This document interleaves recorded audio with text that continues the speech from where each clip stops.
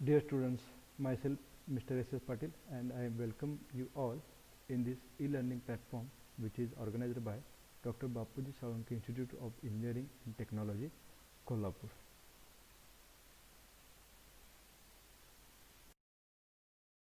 Okay, तर last व्हिडिओमध्ये आपण काय शिकलो हे थोडंसं रिव्हिजन आपण घेऊया. त्याच्यामध्ये आपण बघितलं होतं की हुक्स लॉ काय आहे, what is the Hooke's law. तर आपण बघितलं की हुक्स लॉमध्ये काय असतं, तर विदिन इलॅस्टिक लिमिट जर बॉडी आपण लोडेड केली तर at that time the stress produced inside the body is directly proportional to strain. म्हणजे सिम्पली आपण stress is directly proportional to strain असं म्हणतो. So that is because of Hooke's law. हे आपण हुक्स लॉचं स्टेटमेंट बघितलं आहे. त्याच्यावर आपण तो यंग्स मॉड्युलस ई इन्व्हेंट केलेला आहे, that is sigma upon strain small E. तर sigma is a stress divided by small E that is strain. ह्या दोघांचा रेशो घेतल्यानंतर आपल्याला जो मॉड्युलस मिळतो त्याला आपण यंग्स मॉड्युलस म्हणत असतो. आणि या यंग्स मॉड्युलसचं युनिट जे आहे ते सेम असतं as that of stress, that is pascal किंवा न्यूटन पर मीटर स्क्वेअर. त्यानंतर आपण बघितलं होतं की पॉयसन्स रेशो. तर हा जो पॉयसन्स रेशो आहे तो म्यू किंवा 1/m ह्या नोटेशनचा यूज केला जातो टू रिप्रेझेंट द पॉयसन्स रेशो. आणि हा कशाचा रेशो असतो बघा, हा दोन स्ट्रेनचा रेशो असतो, एक तर lateral strain divided by linear strain. तर ह्या दोघांचा रेशो घेतला की आपल्याला काय मिळत असतो, पॉयसन्स रेशो मिळत असतो. त्यानंतर आपण लास्ट व्हिडिओमध्ये बघितलं होतं की change in length of a bar कसे कॅल्क्युलेट करतात, डेल्टा एल. त्यासाठीचा फॉर्म्युला मी तुम्हाला पाठच करून ठेवायला सांगितला होता. Delta L is equals to P L divided by A E. In short P L by A E ह्या फॉर्म्युलाचा यूज करून आपण delta L that is change in length calculate करत असतो. त्यानंतर आपण बघितलं होतं की प्रिन्सिपल ऑफ सुपरपोजिशन काय आहे. तर प्रिन्सिपल ऑफ सुपरपोजिशनमध्ये एखादा कंपोजिट बार जर असेल त्याच्यामध्ये नंबर ऑफ डायमीटरचे बार कनेक्ट केलेले आहेत विथ इच अदर, तर अशा केसमध्ये ह्या टोटल बारचं इलॉंगेशन डेल्टा एल जर असेल तर ते कसं कॅल्क्युलेट केलं जातं बघा, that is delta L1 plus delta L2 plus delta L3 and so on. म्हणजे जितके बार त्याच्यामध्ये ॲड केलेले असतील तर त्या इंडिव्हिज्युअल सेक्शनचा आपल्याला चेंज इन लेंथ घ्यायला लागेल आणि या सगळ्यांची अल्जेब्राईक सम केल्यानंतर आपल्याला टोटल बारचं इलॉंगेशन मिळेल, that is delta L.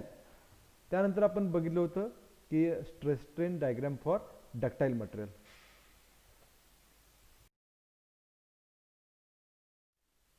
Okay, तर ह्या स्लाइडमध्ये मी तुम्हाला stress strain curve for ductile material परत एकदा इथं एक्सप्लेन करतोय बघा. तर हा जो कर्व इथं आपण ड्रॉ केला आहे where the sigma is on the Y axis and strain that is E is on the X axis.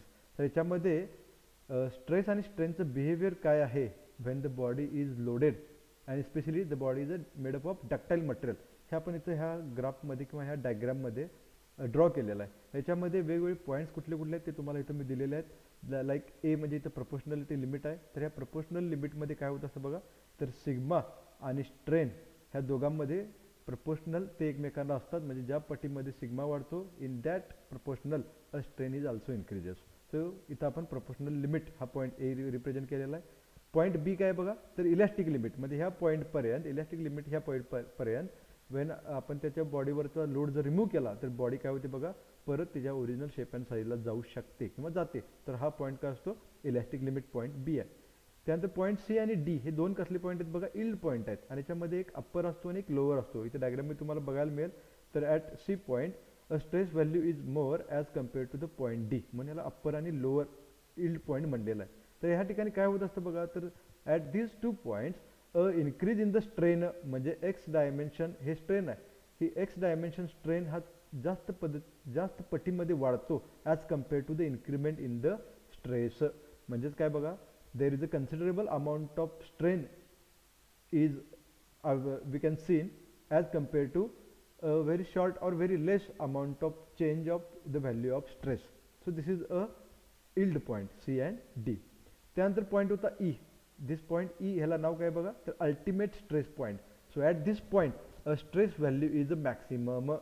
तुम्हाला जर क्वेश्चन विचारला गेला की at which point a stress is a maximum, तर तो पॉईंट कुठला असणार आहे बघा, तर अल्टिमेट स्ट्रेस पॉईंट. जर कॉम्पिटेटिव्ह एक्झामसाठी कोण प्रिपेअर करणारे स्टुडंट असतील तर त्यांच्यासाठी हा स्ट्रेस स्ट्रेन कर्व अतिशय महत्त्वाचा आहे. याच्यावरती तुम्हाला क्वेश्चन तयार होऊ शकतो की at which point in the stress strain diagram for ductile material a stress is a maximum. कळते क्वेश्चन काय आहे, कुठल्या पॉईंटला स्ट्रेस मॅक्सिमम असणार आहे. आणि ऑप्शन्स असणार आहेत तुम्हाला like upper yield point, lower yield point, ultimate stress point and breaking point. तर आपल्याला काय वाटतं बघा, तर ब्रेकिंग पॉईंटला स्ट्रेस मॅक्सिमम असेल किंवा त्या स्ट्रेस मॅक्सिमम झाल्यामुळे तिथं ब्रेकिंग ऑकर होतंय, तर हे त्याचं राईट आन्सर नाही आहे. दिस इज अ रॉंग आन्सर. तर राईट आन्सर काय असणार आहे बघा, तर अल्टिमेट स्ट्रेस पॉईंट. तुम्हाला डायग्राम त्यावेळी तुमच्या डोळ्यासमोर आणावी लागेल. हा जो टॉपमोस्ट पॉईंट आहे E, that is ultimate stress point, ह्या पॉईंटला आपल्याला स्ट्रेस मॅक्सिमम असतो. मग तुम्ही मला असं ब्रेकिंग कशामुळे ऑकर होत आहे, तर मी लास्ट व्हिडिओमध्ये पण सांगितलं की ब्रेकिंग हे ऑकर होत असतं because of a maximum value of strain.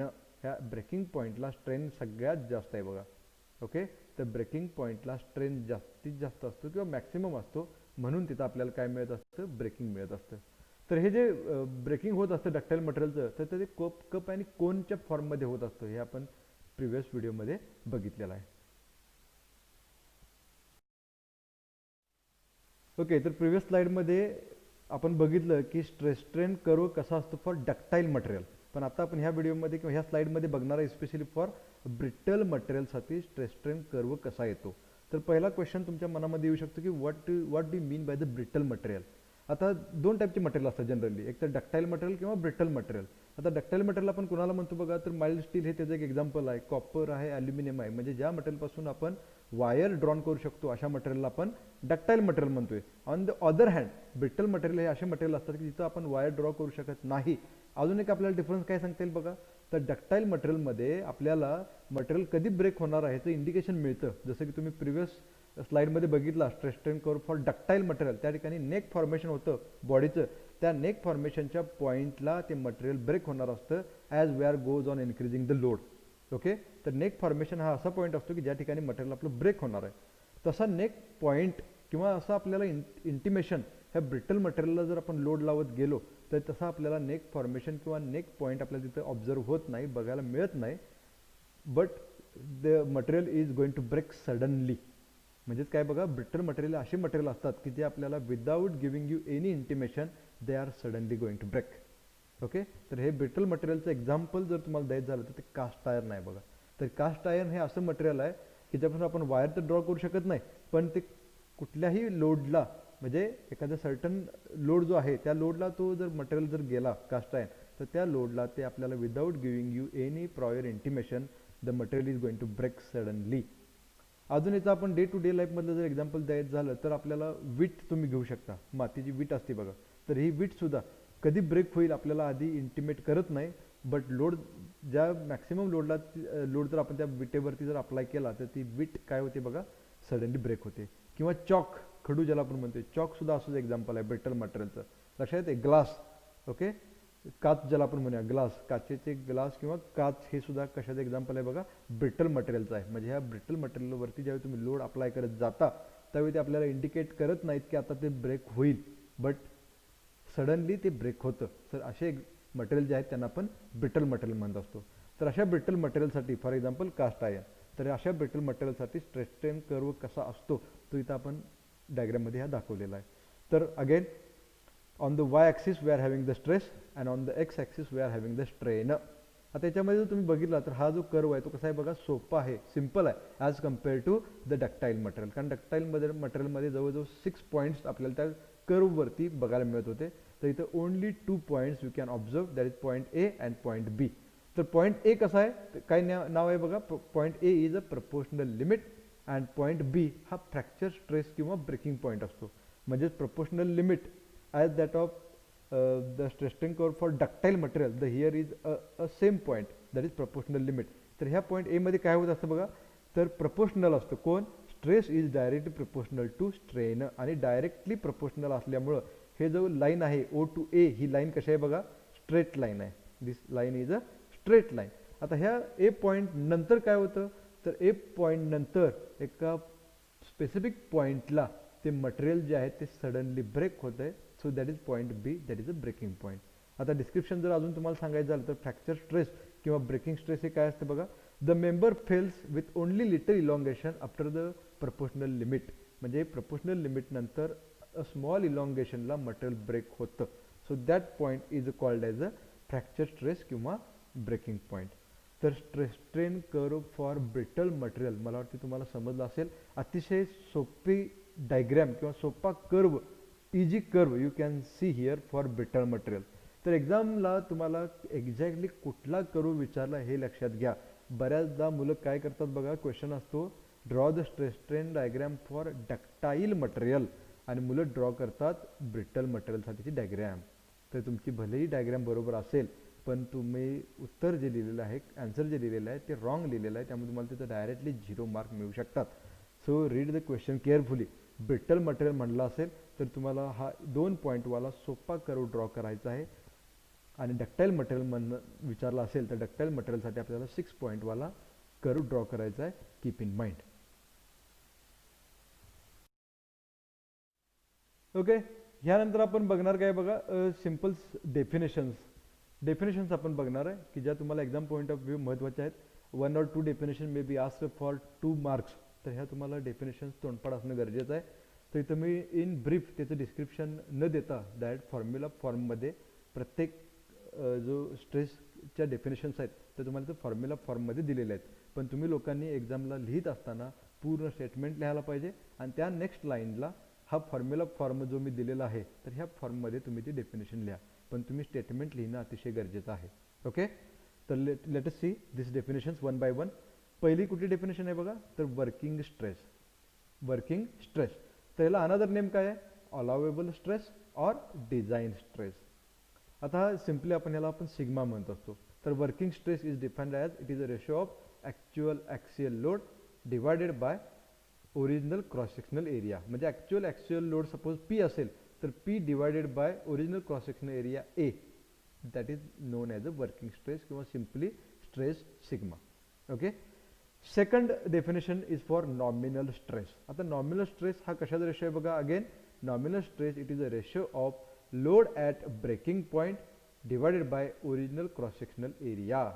म्हणजेच काय बघा, जो आपण लास्ट पॉईंट जो दाखवला होता in the stress strain diagram, that is a breaking point, त्या ब्रेकिंग पॉईंटला अवेलेबल असणारा लोड आणि त्या मेंबरचा ओरिजिनल क्रॉस सेक्शन एरिया, ह्या दोघांचा रेशो घेतल्यावर आपल्याला नॉमिनल स्ट्रेस मिळत असतोय. ह्या दोघांच्यामधला डिफरन्स काय आहे ते समजून घ्या. वर्किंग स्ट्रेसमध्ये actual axial load P divided by cross sectional area घ्यायचा आहे ए, तुम्हाला वर्किंग स्ट्रेस मिळेल. नॉमिनलमध्ये तुम्हाला लोडच घ्यायचा आहे, पण कुठला ब्रेकिंग पॉईंटच्या वेळेचा लोड घ्यायचा आहे आणि त्यालाच डिवाइड करायचं आहे एरियानं, तर तुम्हाला तिथं नॉमिनल स्ट्रेस मिळेल. Then third, actual or true stress. Actual stress किंवा ट्रू स्ट्रेस, तर हा कशा रेशो असतो बघा, it is again a ratio of load at breaking point to the reduced cross sectional area.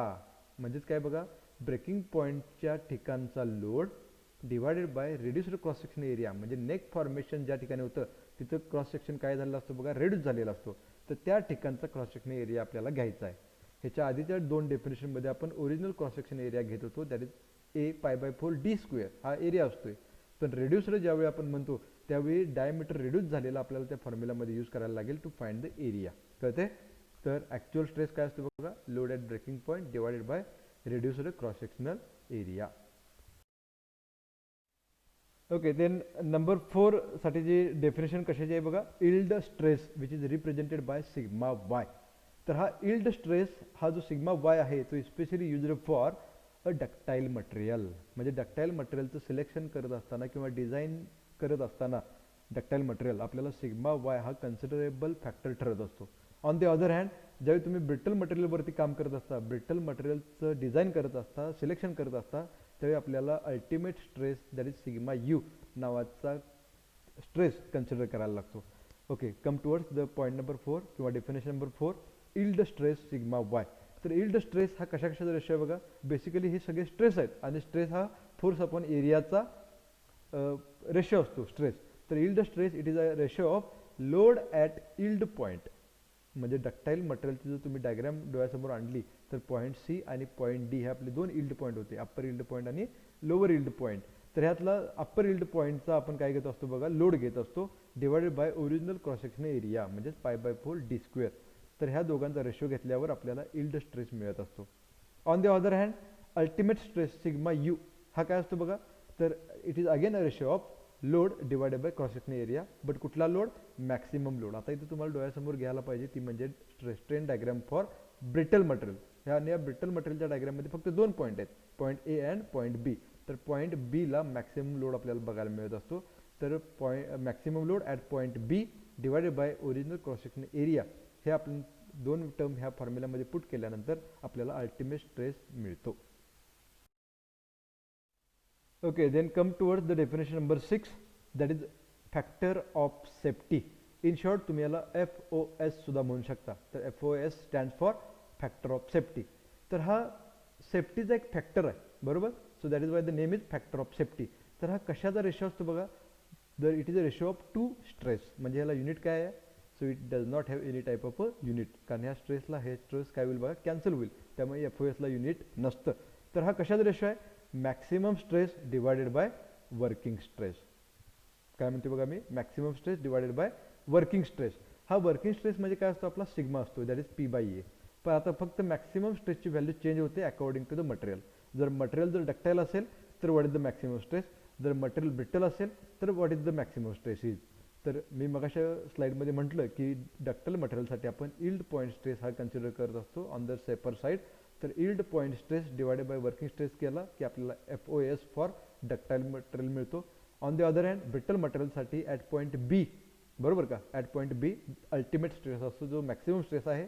तर ते ultimate stress divided by working stress that is P/A केला की आपल्याला फॅक्टर ऑफ सेफ्टी मिळेल फॉर ब्रिटल मटेरियल. तर हे 2 फॉर्म्युले तुम्हाला महत्त्वाचे आहेत, लक्षात ठेवायचे गरजेचे आहेत as example point of view. तर factor of safety for ductile material काय आहे and factor of safety for brittle material काय आहे. तर माझ्या मते तुमचा हा डिफरन्स लक्षात आला असेल.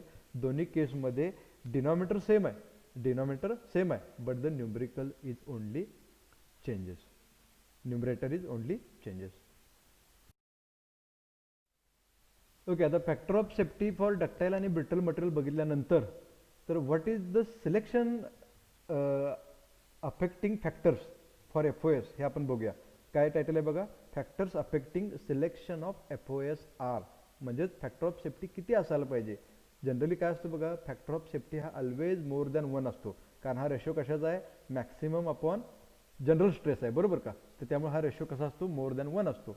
आणि हा 1 असावा, 2 असावा की मोर दॅन 2, 3, 4, 5 किती असावा. तर ह्याचं सिलेक्शन जे आहे तर हे तिथे फॅक्टर्स आहेत, ह्या फॅक्टर्सवरती ते डिपेंड करत असतं. तर कुठलं आहे बघा, पहिलं अनसर्टेनिटी ऑफ लोडिंग. आता अनसर्टनिटी म्हणजे काय हे पहिला समजून घ्या. अनसर्टनिटीचा मराठीमध्ये अर्थ आहे अनिश्चितता. लोडिंग काय टाईपचं आपण करतोय, ॲक्सियल आहे, नॉन ॲक्सियल आहे, इसेंट्रिक आहे की आणि कुठल्या टाईपचं आहे, ह्याच्यावरनं आपल्याला तो फॅक्टर ऑफ सेफ्टी किती ठेवायला पाहिजे हे ठरवावं लागतं. गेटिंग. सेकंड आहे अनसर्टनिटी ऑफ मटेरियल प्रॉपर्टीज. म्हणजे मटेरियलच्या प्रॉपर्टीज ज्या आपण कन्सिडर केलेल्या आहेत त्याच प्रॉपर्टी त्या मटेरियलला आहेत का.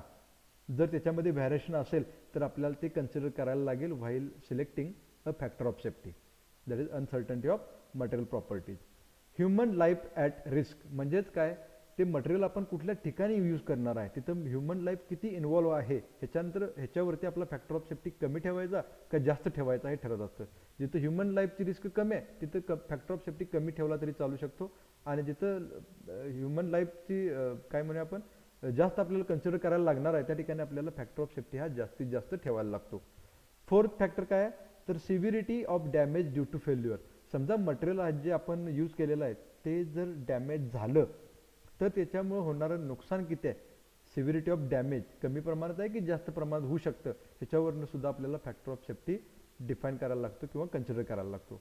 अजून एक लास्ट फॅक्टर काय बघा, अनसर्टनिटी ऑफ वर्किंग कंडिशन. म्हणजे आपली वर्किंग कंडिशन कशी आहे त्या मटेरियलवरती ह्याच्यावरती आपल्याला फॅक्टर ऑफ सेफ्टी कमी किंवा जास्त हे सिलेक्ट करायला लागतं. तर इत्यादी एवढे सगळे फॅक्टर्स आपल्याला कन्सिडर करायला लागतील, टेकन इन टू अकाउंट घ्यायला लागतील कधी, while selecting the factor of safety. तर आजच्या या व्हिडिओमध्ये एवढंच. याच्या पुढचं जे आहे ते आपण नेक्स्ट व्हिडिओमध्ये बघूया. थँक्यू.